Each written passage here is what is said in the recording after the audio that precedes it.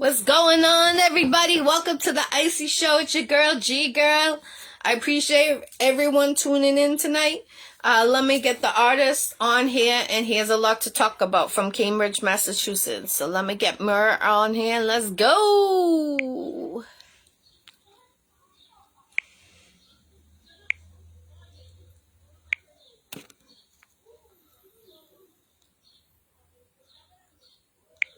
So I sent him the invite. As soon as he gets on here, we're going to start it.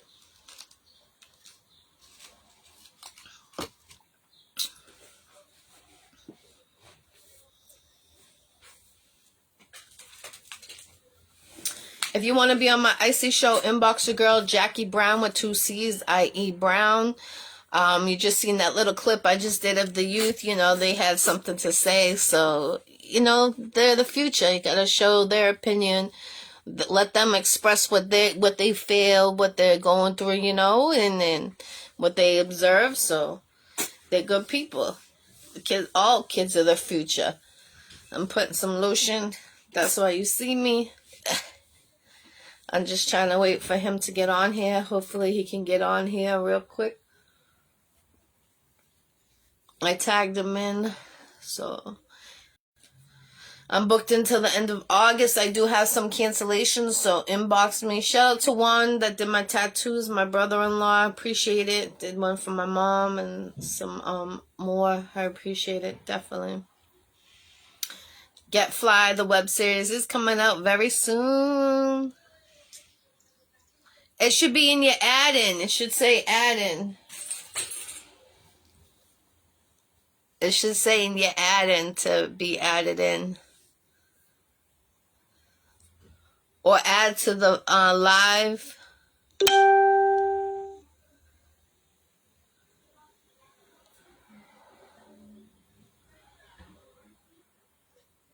You still don't see it?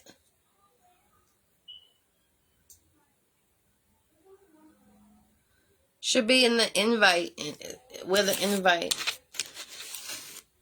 Shout out to DTF Radio, Brooklyn, New York. Virgo G, Jason. I met some photographers. I had a photo shoot today. Shout out to them. You're going to be seeing those photos. It was near the water. It was dope. Shout out to your boy Nice's. 4 Railroad Square, Haverhill, Massachusetts. They actually put it together for me unexpected, so I appreciate it, definitely. Why isn't it allowing you to come in is the question.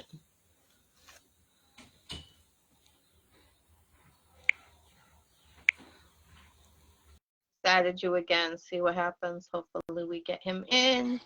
My bad. My bad. I just saw the little green thing. My bad, everybody. Like, I just saw the green thing. I'm not used to this online shit. Like, I apologize, like, wholeheartedly. But I was trying to get in, but I'm in. All right, we're in. Welcome to the Iccy Showw. You're What live up? in Cambridge, Massachusetts. So, were you born in Cambridge? No, I was born in Lynn, actually. Lynn, City of Sin. That's what I'm talking Yeah. about. Definitely. So, what got you started in this industry? So what got me started was basically, and don't mind the camera moving around and all that, but what basically got me started in this industry was that I had a little youngin that I was managing. And as I was managing him, I used to make music back in the past. So I never thought anything of it. I just made fun-loving music, and I just thought, okay, cool, I can make music, and that's all that cool shit that everybody who's young thinks they can make music and all that shit. But then I was managing this younger dude, my boy Treasy's cousin. I was managing him, Slim Papa, and I started to make music on the side as well. Like every studio time that I booked, it wasn't just for me. It was for him more than me. But I ended like popping up in his songs and all that. And eventually, like what happened was, what really got me into the wavelength of the music that I make now is that I made a track called Fish Sauce, and it was a very like funny track about smelly.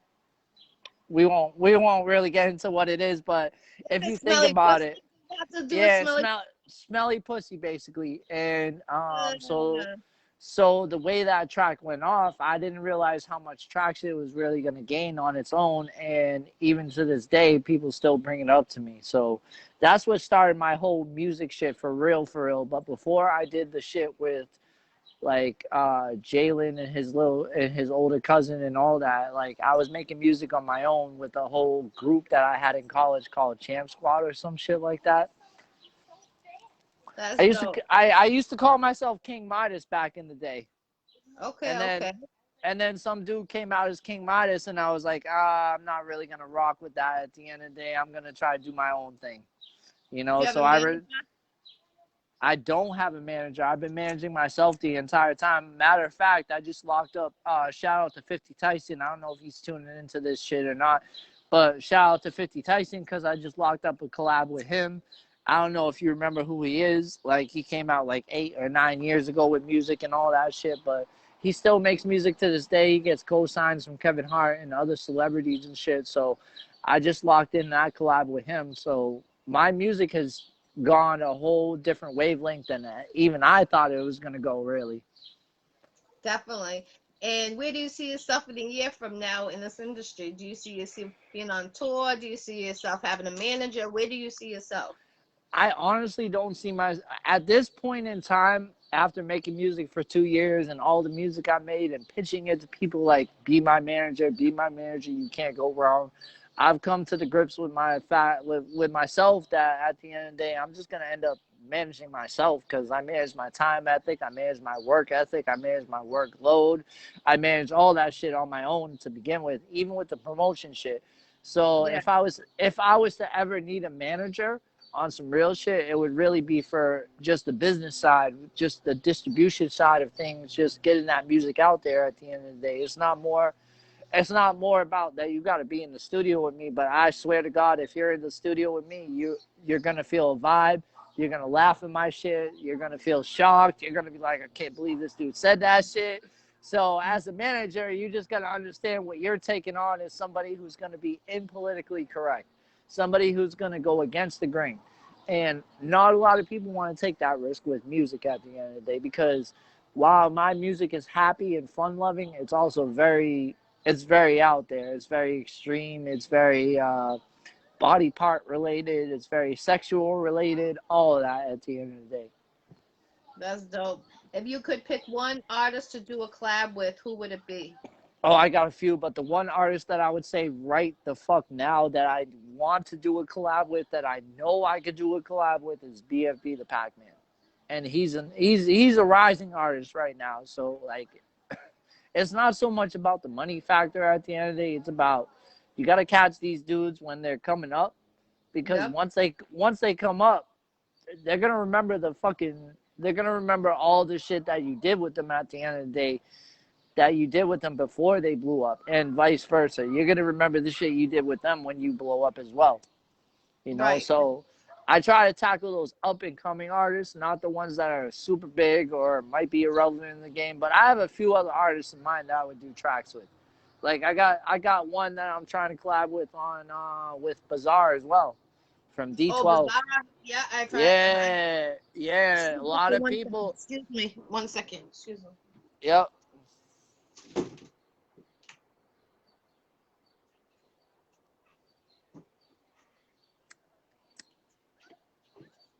You're Gucci. Sorry about that. I had to go Mm. lock the door. I apologize. Oh, you all good. What's it called? Yeah, I'm trying to make a track with Bazaar. I'm trying to make a track with what's it called? 50 Tyson. I'm trying to make a track with people who might not be relevant in the game, but there was a point that they were relevant in the game, you know? Yep, definitely. Would you ever become an actor? Would I become an actor? Yeah, Yes. absolutely. My first actual my like actually my first passion is film at the end of the day before it goes down to like music and all that. So I would always work with people in the music industry. I actually was talking to Don Hazel the other day about making a movie called Loveless. That's basically based around my life and all that, where basically it's about a guy who almost falls in love all the time and just doesn't quite get it, but gets it at the end of the movie type shit where he's like, probably I'm meant to be single and I'm meant to be a player or I'm meant to play the field or something like that. So I'm very much into the arts. I'm very much in the creative process at the end of the day. So I think that's where my music is different because I didn't come from a music family as such. I didn't come from any families like that as such. I kind of was just brought into the world as a creative mind, somebody who was going to bring creative ideas into everything that they did, basically.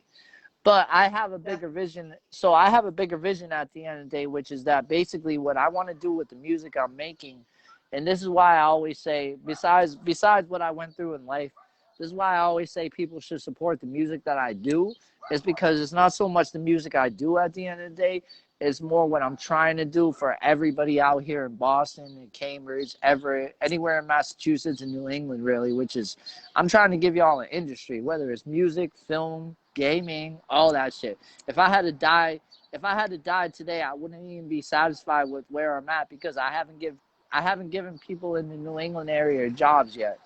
So I'm not even at the point that I want to be at yet. But I got a vision. What When I you was in think? college, Anything you want to come out with, like for representing your city or anything like that? I mean, at the end of the day, I have a whole TV show based around that where we talk about like Cambridge, but we also talk about the crime bridge aspect. So we don't just talk about the areas of Cambridge or the city of Cambridge. Let me clarify this: we don't talk about the city of Cambridge as being a nice city per se, but every other episode is going to show you the nice side of that city, and then every odd episode. So every even episode is going to show you the nice side of that city, and every opposite like odd episode is going to show you the like gritty dirty part of the city because Cambridge has a lot of history at the end of the day. Yeah, they do. Like I won't really get into the politics of it because I really don't pay attention to the politics, but if it was a TV show, it would be one of those cities that could be a TV show for I say 13 to 15 seasons because it's been 30 years of changes. It's not just been any old like 5 to 10 years of changes that have occurred. It's literally been 30. I've grown up in the city that got rid of rent control when I was like 6 years old, and then decided we're just gonna keep that going. And now you got Kendall Square, that's all gentrified. You got Mm, you got NC. Shout out to everybody in NC, by the way. But you got NC that's starting to get gentrified little by little that people aren't noticing. And then like they're gonna tackle all the areas in between, like Central Square. Harvard Square is already set. I'm gonna put it that way. Harvard Square is already set. So it's I'm like Central Square is the I say Central Square is the next area from Kendall Square they're gonna try to gentrify, which means they're just going to kick out all these low income people. They're going to kick out the diversity. They're going to kick out everything that Cambridge represented, yeah. back in the day. I was born in Cambridge. I'm from East Side, so Oh, um, so you know exactly what I'm talking about. You remember how Snack Bar used to have the Portuguese people chilling there all the time and all yeah, the yeah, old and yeah, you already know yeah. what I'm talking about because I've been on that side of Cambridge too when I was young. So at the end of the day, like I've seen the changes, and whether I like the changes or you like the changes is not really the matter because they're going to proceed the way they want to proceed at the end of the day. And that's the shame of it. Shout That's the out to shame of it. Dr. Premio. He's a dentist out in East Side, East Yo, Cambridge. shout out to Franz Pierre for running for city council. I got to talk to him, by the way, about some ideas I got for the city and all that shit because he's running for city council. He's like the Support him. first. Support him. I He's good. do. Support I him. do. You, He's a. everybody got to support him. He's Got to like. get someone in council that will do the work for them.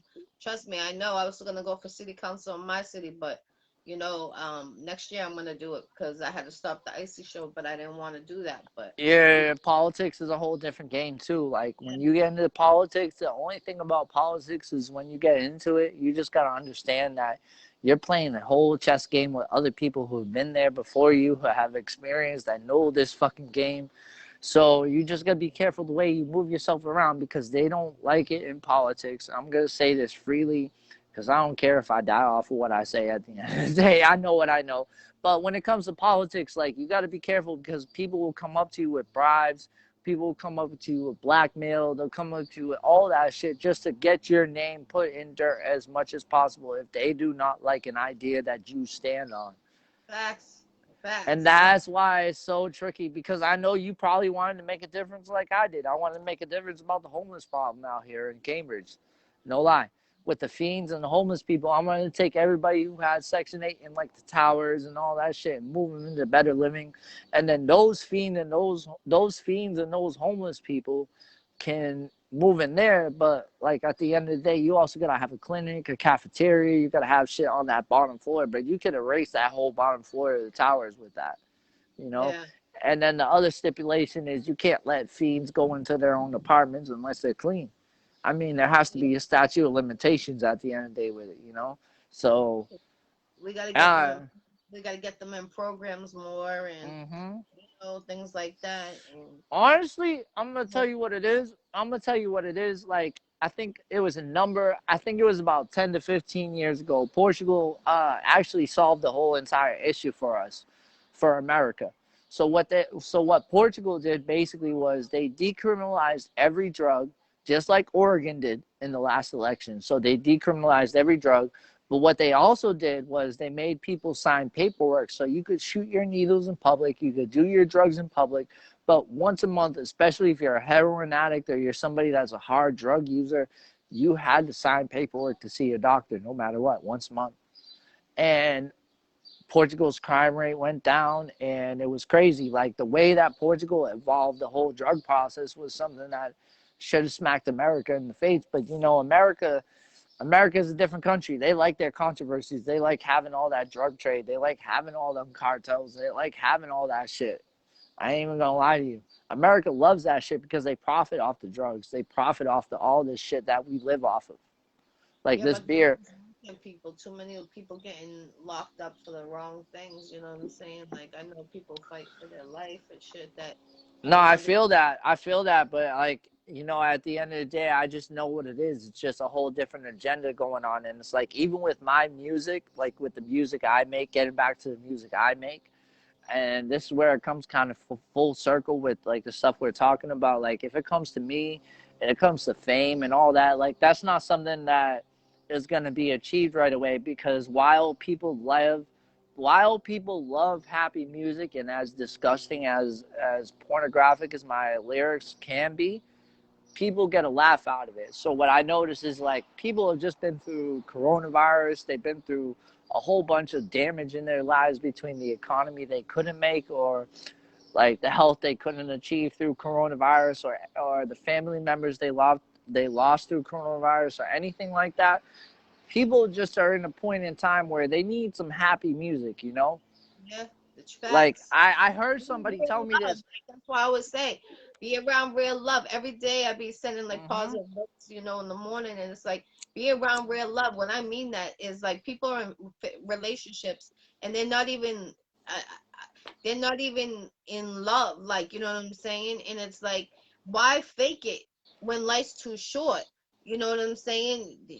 Yeah, I feel you. You Off, can't. break You it off. can't. Don't be faking it to make it.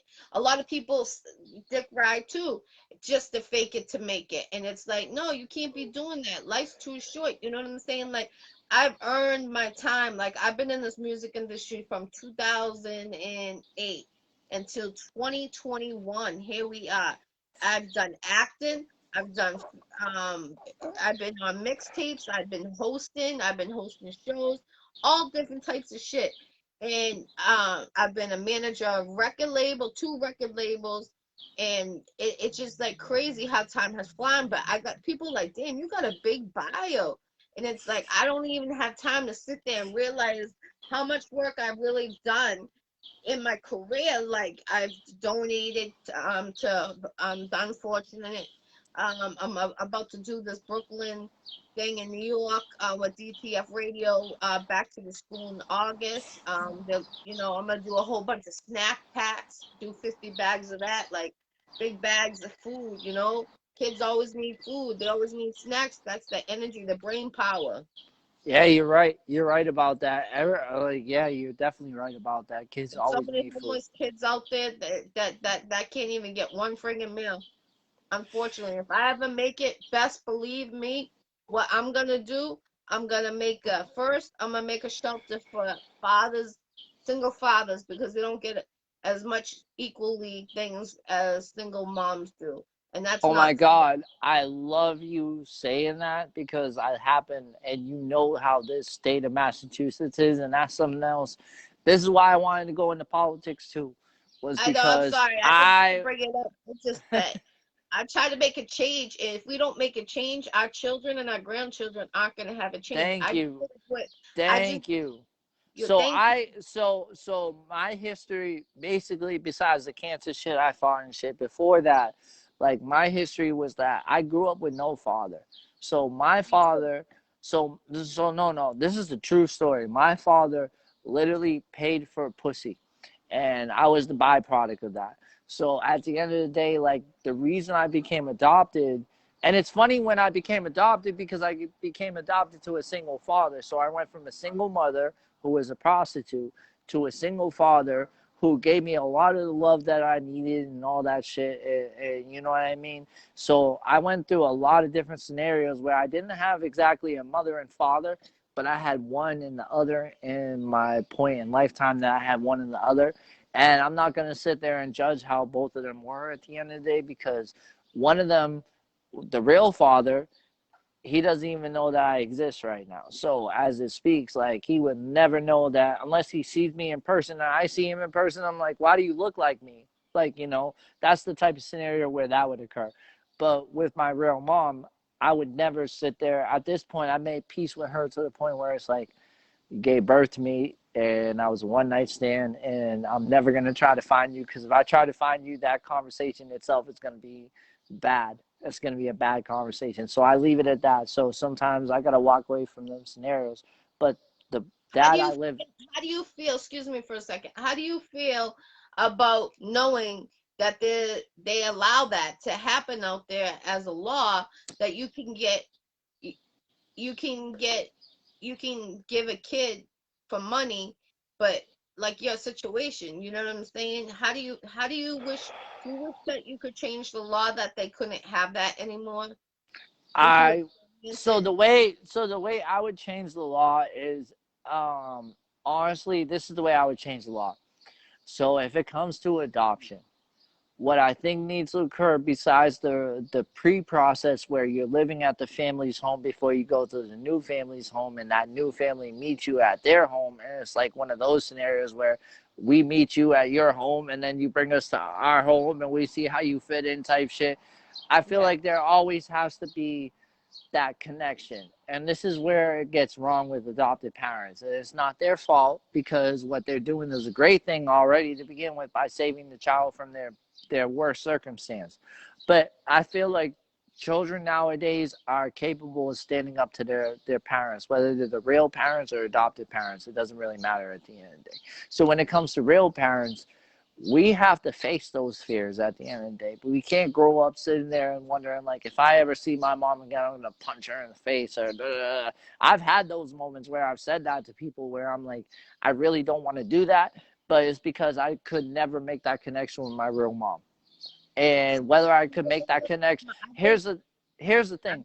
Whether I can make the connection with my real mom or not is not really the point. The fact of the matter is, to me, if you can keep that connection going where your real mom recognizes like, okay, I got a son in the world, and whether I couldn't take care of him, the fact that he's seeing me, or if it's a daughter too, actually, the fact that she's seeing me or he's seeing me, it's just going to put warmth in their heart. It's going to create an equal balance where the children really can't get mad if the real parents are still trying to make an effort in their life to visit the child.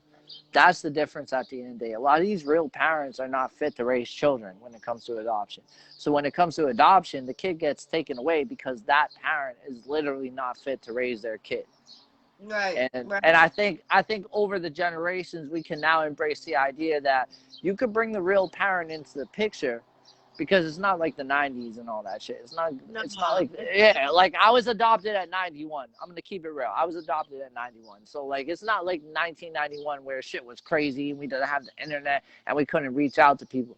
There are means and methods which you can reach out to your real parents, but in my circumstance, because I'm so much more of an old schooler with the way I was raised with the whole adoption process and everything, like my mindset is different where it's like, y'all gotta understand, like I was born on drugs, like Like, this woman did not give no lie. This woman did not care for me, and she's never looked out to try to find me and all that. So it's a different generation of growing up, you know. I need to talk And because I feel like my completion, like in life is I've been looking for my real father. I just turned 43 the other day, and I've been looking for my real father for happy what? birthday, by the way. I know we Thank you. couldn't. I know we couldn't see each other in Buffalo and all that, and you know they caught me on that at the end of the day. But yeah, I wanted to go to. I'm not gonna lie to you. I really wanted to go to Buffalo and Me too. perform. Me too. I was ready to get turned up out I there. was so ready to My bring. bag was Oh packed and my god! everything.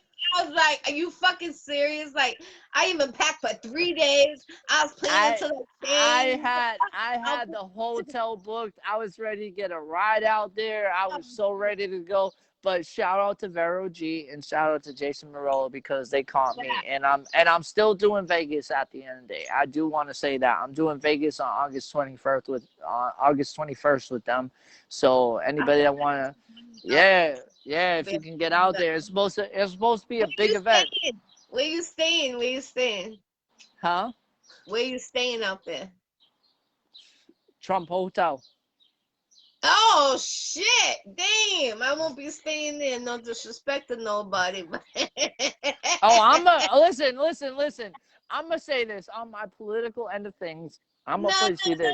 no. No, It's no, no, no, no. Because I joked around with my boy. I joked around with my boy Treasy about this, and I was like, so if you come out there, we're gonna stay in the Trump Hotel, a whole suite and shit. And I was like, I don't give a fuck if he was the president because you know what, his hotel got a 9.1 rating. So the way I look at it is, your hotel got a 9.1 rating. Your hotel is good to stay in. Just because it got the Trump name doesn't mean shit to me. And you know what? On the end of things, we don't have to get into politics because if we do, that's a whole other discussion. But trust me, I'm gonna say this for all the people that voted for Biden.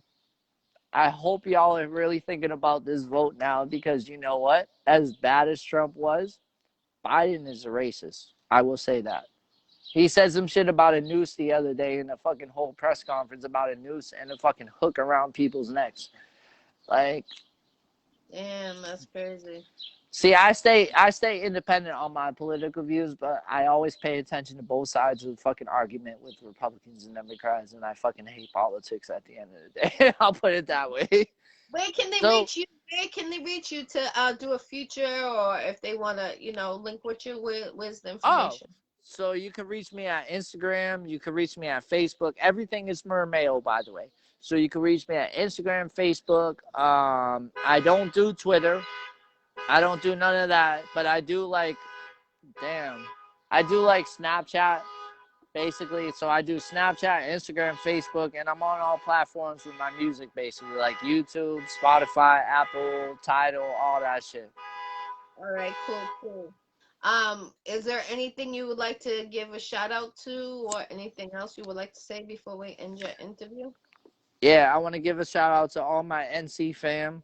Y'all know who you is at the end of the day. I want to give a shout out to 50 Tyson for being able to do the collab with me. I want to give a shout out to you, Jackie Brown, for giving me the Thank you. opportunity to do this radio interview. I appreciate it so much. You're very And I welcome. want to give a shout out to my SME fam as well. This dude Treasy and this dude Slim Pop. I'm gonna try to get him on an interview with you as well. He's a music artist as well. He makes All right. like more. He makes more like gritty street music. So he and I are kind of like opposites at the end of the day, but we always merge together and make tracks. And other than that, I just want to give a shout out to everybody who supports me at the end of the day. Like, I know it's a marathon, just bear with me. Like, this comedy music's gonna go, and as politically incorrect as it is, I'm gonna put it this way: me in real life, you're gonna come to find that I really am just a sick, twisted minded individual. I don't really do half of the shit I say, but it's okay because at the end of the day, it's entertainment. And if I can get y'all to laugh, that's the thing at the end of the day. If I can get y'all to laugh and have a good time with my music, that's the main thing. That's why I do the Icy Show to make people laugh, unite. That's what I love about doing it too. So Exactly. I've been telling my main peoples about you to do the interview with you and all that. Like I've been spreading the Thank word you. about the Iccy Show. So I'm gonna keep spreading the word to people. I'm gonna get you on with some Cambridge artists and some Maine artists if I can. Some I appreciate talented that. some some talented artists, that like really take their music to like I'd say they make better music than me because the way they make it is just more developed with their shit, but we all make good music out here. Definitely. Is there anything that could help you progress in your music career? I would say honestly, I would say like at this point, I would love to have a manager just to deal with the business end of things more than anything, Hmm. just because like I'm gonna get together certain things like to make my own merch and all that, but it's a matter of pushing it out, you know. Because at the end of the day, on some real life shit, like I take care. I'm a PCA, so my time is kind of cut down a little bit to the point where I can't always market myself.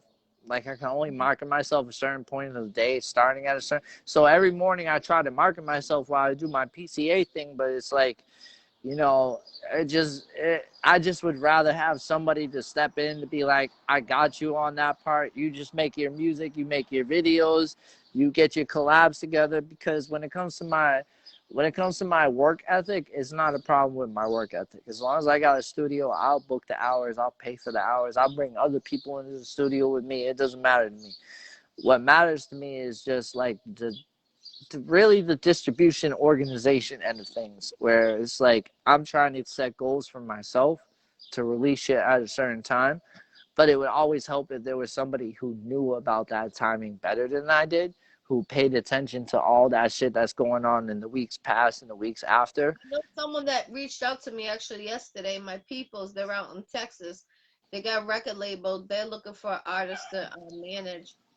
Young Sean. So reach with him. Tell him that Icy Show sent you. He's looking for artists to manage. So I mean, if he's willing to work with like, I'll put it to you this way: if he's willing to work with like a Bizarre mixed with Weird Al mixed with Mac Miller when it comes to singing, and I guess influences include like Redman and Lil Dicky, that's kind of like but me in a nutshell. And old Eminem. I he, have he to he's put. a he has a you gotta link with him. I mean he got different artists. It's not just one type of artist. So he got different No, varieties because I, that's I, I, I get all that at the end of the day. I definitely get all that at the end of the day. I just know what it is. Like every show I've done, every radio station I pitched, like they all call me a parody rapper, and I'm not gonna lie to you, Jackie. Unless somebody can sit in here and write in the comment right now at this very moment, I think I'm one of the only satirical slash parody rappers in Massachusetts right now. Like I'm like I can't even deny it. There's nobody else that's really stepped up to the plate, and if there is somebody else that steps up to the plate, I would love to make a track with them because I think we can make some magic happen. But nobody's really would stepped you up ever to the do plate. battle rapping? Would you ever do battle rapping? I've thought about doing that, but like even with the next show that I'm going on with the franchise report, I got a freestyle. So like I got to get my freestyling up a little bit more. Like I'm about to do a written freestyle on that, but a whole clean freestyle basically. But like I got to get my freestyling up before I do battle rapping because battle rapping is a different kind of art. And I know you know this, and I know this. And shout out to Richie Valentine in the meantime, because this dude used to show me battle raps besides everybody else. So I'm gonna put it this way: like battle rapping is a different art. Battle Definitely, rapping is 100%. just you gotta real chess with your opponent of at the end of the day, and you gotta know how to be able to either break him down or detach him piece by piece, or her piece by piece, depending on how the situation goes. But you got to make sure you Yep. come out with some bars. You got to make sure you come out with some what's it called? Fire. You need to come up with fire to make them be like, damn, did they just say that? Yeah, and it's crowd Oh, reaction. and they're It's gonna talk crowd. about it and talk about it and keep on going, and that's what you want. That's as a battle rapper, you keep on practicing those lines.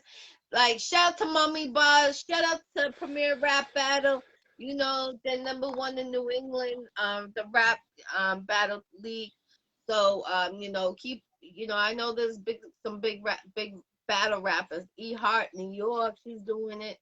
So, you know, do it. If you don't know anyone that wants to be a battle rapper, do it. But be strong. You gotta be tough. You gotta be tough. I've seen some fights break out sometimes. You know, you gotta stay that strong. You know, tight because you gotta be tough. You gotta take that punch. It's gonna come to you because you signed up for that. They've been, you know, they practice on you. That's what they get. You know what I mean? And it's like just be humbled and stay, you know, strong and let that keep on going. That's part of music. That's what we need. We need more of that Nah, united. so actually, I understand that. Before we get off the interview, that's funny. I wanted to mention that too. So originally, I was gonna try to be that guy. I was gonna try to be a battle rapper. I was gonna try to be like a 50 Cent. I was gonna try to get in everybody's fucking grill and all that shit.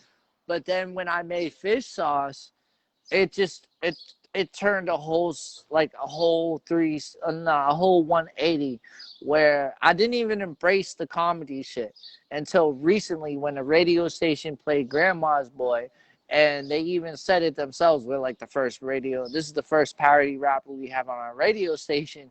And that was in the meantime. I've been working on my project where like I've been trying to do all comedy tracks, and then I got my other project, which is Love and Drugs. So the comedy shit is called White Chocolate Mayo. That should be coming out in like February, March. I've been trying to really put a lot of time and energy into that one. And then the other one I got coming out is more like a singing joint. Then this is where we get into the Mac Miller part, where it's like more morality tales about love and drugs and how love can fuck up drugs. But on the perspective, it's really on the perspective of a male and not so much a female. The female is on, I hate to say it, the female is portrayed in these tracks as the person that feeds off the drugs, that takes the drugs and gets so crazy. But it's a morality tale where it teaches these youngins, like, if you're going to sell drugs in these streets and you're going to give your bitch drugs, my bad, if you're going to give a chick drugs, at the end of the day, just learn that this is what's going to happen if you do that too much. And she relies on too much. That's why I got tracks like Strawberry Fields and Boy Meets World. And I got those different tracks that come out from time to time. So with Love and Drugs, I'm trying to just get all that singing part out of the way before I drop White Chocolate Mayo, which is all the comedy stuff. That's what I'm gearing towards everybody trying to lean into, is like, everybody likes fish sauce and Grandma's Boy, so let's get it. Y'all don't really want the singing stuff, but there is an audience for the singing stuff. Like, there have been people that have come up to me. I'm like, oh, word, you like Strawberry Fields? Like, all right, word. I've been in the hood where they played Strawberry Fields, and I'm just sitting there like, I didn't even think y'all really like this track because it's some Beatles type track. Like, it's a metaphor for drugs. It's a metaphor for a woman who feels like her safe place is a field of strawberries while she's taking drugs, basically.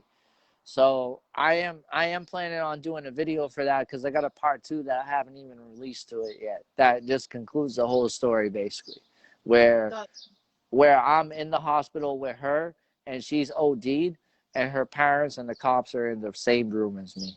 So it's like, it's a whole morality tale that I do. So it's kind of like a Mac Miller wave, but it's like I'm trying to be like a Beatles, Mac Miller wave with my singing at the end of the day, where I talk about drugs, but I talk about them on a different sense, where it's like, yeah, it's cool to take drugs, but just understand the consequences too, you know? Yeah. So. Well, always check into rehab too. That's what I suggest. If you need someone to And talk. that's kind of the morality lesson, is like, check your chick in the rehab before like this gets to this point. I just Yeah. illustrate a tale where I know there's gonna be people in the world. There really will be people in the world that will be mad. Like, how did he know this? Like, how did he know this about my life? And it's like, I didn't know it about your life, but if you think I knew it about your life, then apparently this song is for you, and you just like cohesively understood that it was about your life, you know? So Yeah.